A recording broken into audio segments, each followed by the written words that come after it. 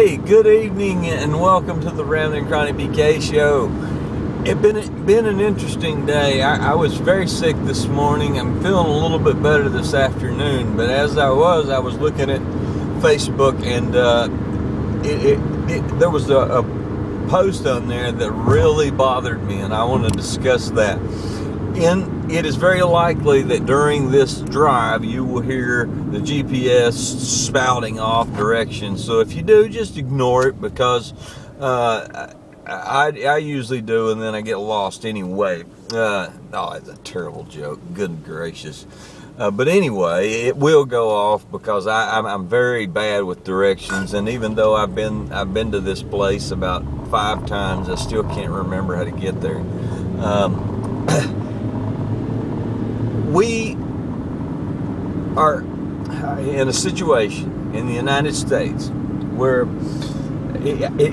socialism is trying to come into power. It just is. In Ohio, it's been interesting because I know people who work in the medical field, and they've recently started standardizing on the computer programs that they use, so that this doctor can look at what this doctor can see, and they can see the same information, which basically is socialism, because it means that if I go to this doctor and I don't like him, and I decide, you know what, I'm just gonna belly up and go to another doctor. You walk in to see that doctor, he can look at the chart of the person before you and know exactly what's going on, and then at that point he can give you the same treatment, which is usually the finger. And I'm not talking about the nice rub of alcohol. I'm talking about a different finger. But I despise the thought of socialism. I was unfortunate enough to go to Canada twice several years ago, and it was kind of interesting because it was during a time when the money was exactly the opposite. The value of the U.S. dollar versus the Canadian $1 or whatever they call it, a oney, I think, at a tui or something like that.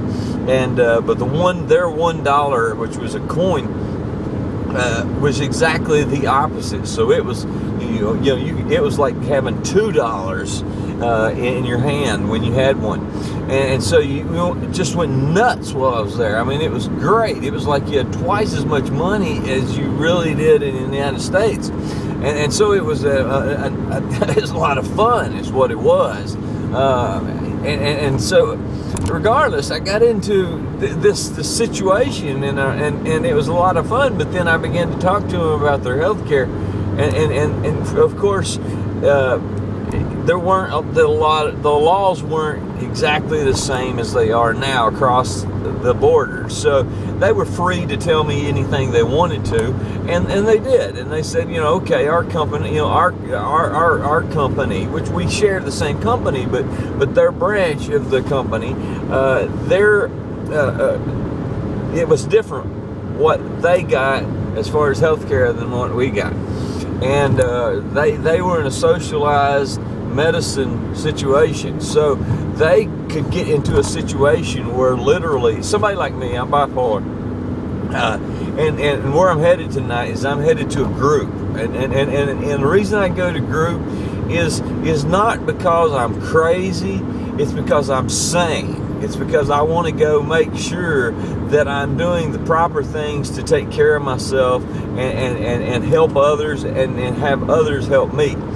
So anybody who says that somebody's bipolar, they may be the crazy one, because everybody has a certain level of manic and depression, and so some people have it worse than others, and so people like me, I have it relatively bad, and I deal with it just like any other sickness. So I'm going to a group that helps me tonight, and in their case, if you were if you had the symptoms and the sickness that I had, it could be 6 months. 8.8 miles. Take before, ramp on left, then West 52 west, then keep left. There we go. All right. Well, you could be 6 months before you've seen the doctor. Holy cow, 6 months. And so, you know, I'm just here to say, you know, we really have some things so much better than the rest of the world, but we're moving in the wrong direction, because this socialized medicine is crazy and it will destroy us. And today on Facebook, this lady, she got on left, then West 52 west, then keep left. She got in a situation that was very much like what would happen in Canada. The people who had her health care kind of messed up. Keep left onto US 52 west. Messed up the records, and so you know, she lost her insurance for a time and wasn't going to get it back for another month or so, and so, you know, she's dealing like 2 months without her meds, and you know, if you're bipolar without your meds, it does go bad.